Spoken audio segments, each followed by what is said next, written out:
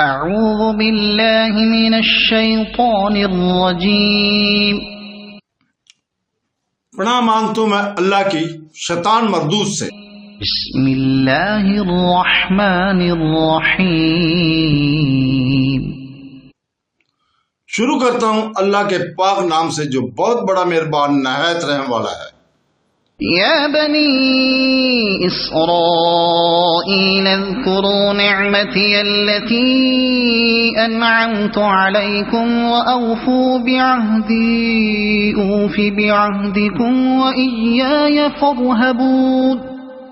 وآمنوا بما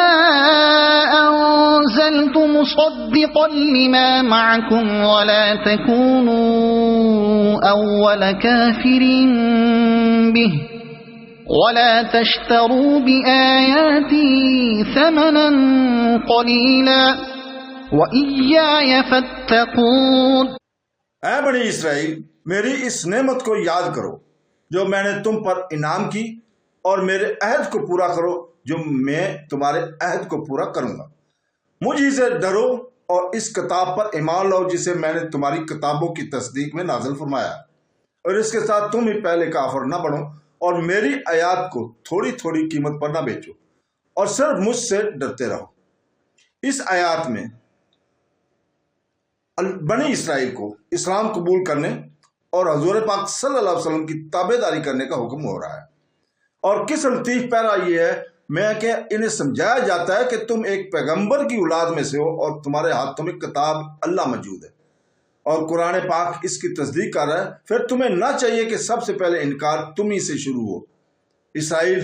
نام تھا حضرت یعقوب علیہ السلام کا، تو گویا ان سے کہا جاتا ہے کہ تم میرے صالح اور فرمانبردار بندے کی اولاد ہو، تمہیں چاہیے کہ اپنے جد امجد کی طرح حق کی تابع داری میں لگ جاؤ۔ جیسا کہا جاتا ہے کہ تم سخی کے لڑکے ہو، سخاوت میں آگے بڑھو، تم پہلوان کی اولاد ہو، داد شجاعت دو، تم عالم کے بچے ہو، علم میں کمال پیدا کرو۔ اور دوسری جگہ اس طرز کلام کو اس طرح ادا کیا گیا ہے کہ یعنی ہمارے شکر گزار بندے حضرت نوح علیہ السلام کے ساتھ جنہیں ہم نے ایک عالمگیری طوفان سے بچایا تھا، یہ ان کی اولاد ہے۔ ایک حدیث میں ہے کہ یہودیوں کی ایک جماعت سے حضور پاک صلی اللہ علیہ وسلم نے دریافت کیا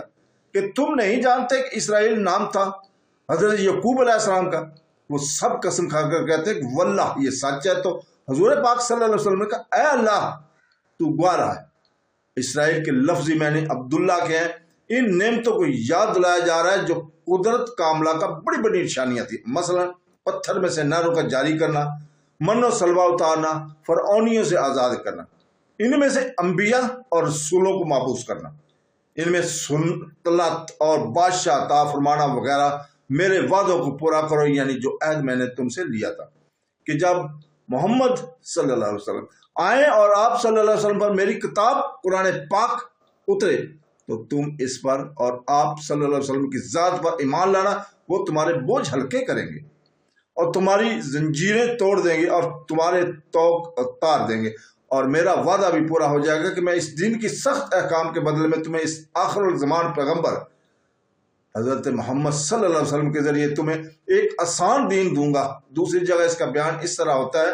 یعنی اگر تم نمازوں کو قائم کرو گے، زکوٰۃ دیتے رہو گے، مجھے اچھا قرضہ دیتے رہو گے، تو میں تمہاری برائیوں دور کر دوں گا اور تمہیں بہتی ہوئی نہروں والی جنت میں داخل کروں گا۔ یہ مطلب بھی بیان کیا گیا کہ تورات میں وعدہ کیا گیا تھا کہ حضرت اسماعیل علیہ السلام کی اولاد میں سے ایک عظیم و شان پیغمبر پیدا کروں گا جس کی تابع داری تمام مخلوق پر فرض کروں گا، اور اس کے تابع داروں کو بخشوں گا،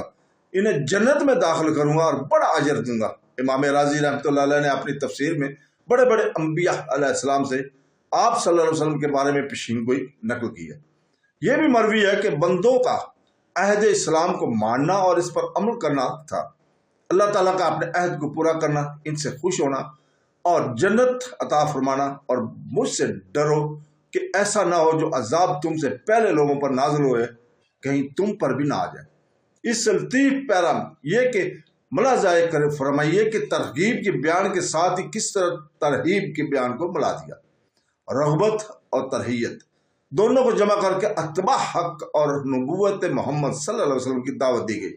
قرآن پاک کے ساتھ نصیحت حاصل کرنے، اس کے بتائے ہوئے احکام کو ماننے اور اس کے منع کردہ کاموں سے رک جانے کی ہدایت کی گئی ہے۔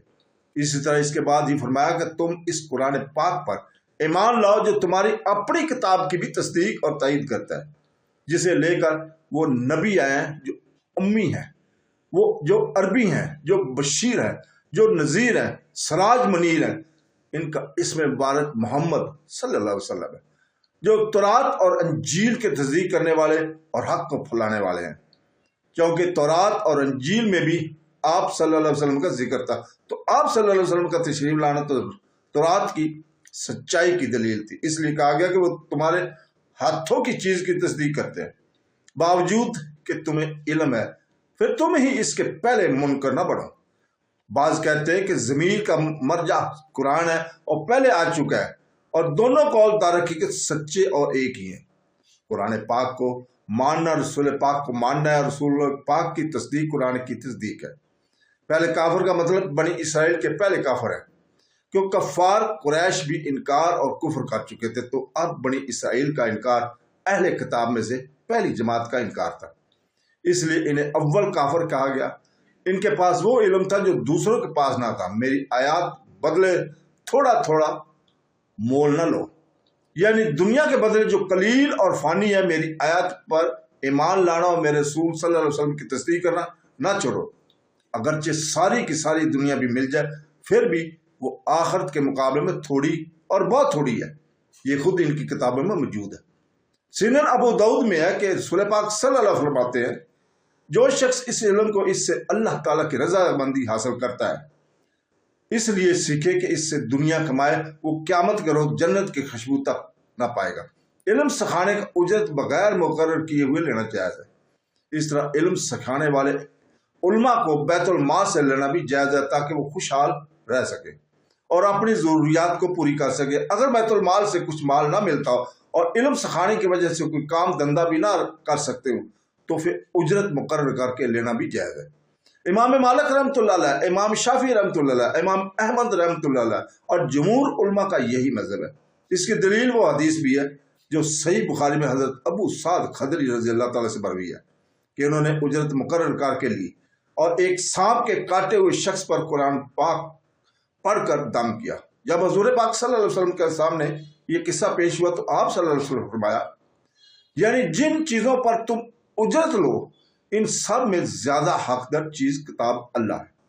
دوسری مطول حدیث میں ہے کہ ایک شخص کا نکاح ایک عورت سے آپ صلی اللہ علیہ وسلم کر دیتے ہیں اور فرماتے ہیں، میں نے اس کو تیری زوجیت میں دیا اور اس مہر پر کہ جو قرآن پاک تجھے یاد ہے تو اسے یاد کرا دے۔ ابو داؤد کی ایک حدیث میں ہے کہ ایک شخص نے اہل صفا میں سے کسی کو کچھ قرآن سکھایا، اس نے اسے کمان بطور ہدیہ کی دی۔ اس نے رسول پاک صلی اللہ علیہ وسلم سے مسئلہ پوچھا، آپ صلی اللہ علیہ وسلم فرمایا، اگر تجھے آگ کی کمان لینی ہے تو اسے لے لے، چنانچہ اس نے اسے چھوڑ دیا۔ حضرت ابی بن کعب رضی اللہ تعالیٰ سے بھی ایسی ہی ایک مرفوع حدیث مروی ہے۔ ان دونوں حدیث کا مطلب یہ ہے کہ جب اس نے خالص اللہ کے واسطے کی نیت سکھایا، پھر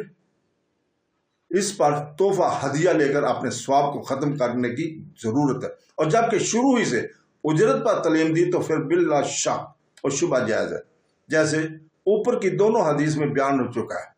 صرف اللہ ہی سے ڈرنے کی یہ معنی ہے کہ اللہ کی رحمت کی امید پر اس کی عبادت اور اطاعت میں لگے رہو، اور اس کے عذابوں سے ڈر کر اس کی نافرمانیوں کو چھوڑ دو، اور دونوں حالتوں میں اپنے رب کی طرف سے ایک نور پر ہے۔ غرض اس جملہ سے انہیں خوف دلایا گیا کہ وہ دنیاوی لالچ میں آ کر حضور پاک صلی اللہ علیہ وسلم کی نبوت کی تصدیق کو جو ان کی کتابوں میں نہ چھپائیں، اور دینوی ریاست کے طمع پر آپ صلی اللہ علیہ وسلم کی مخالفت پر آمادہ نہ ہوں، بلکہ رب سے ڈر کر حق کا اظہار کرتے رہیں۔ صدق اللہ العظیم۔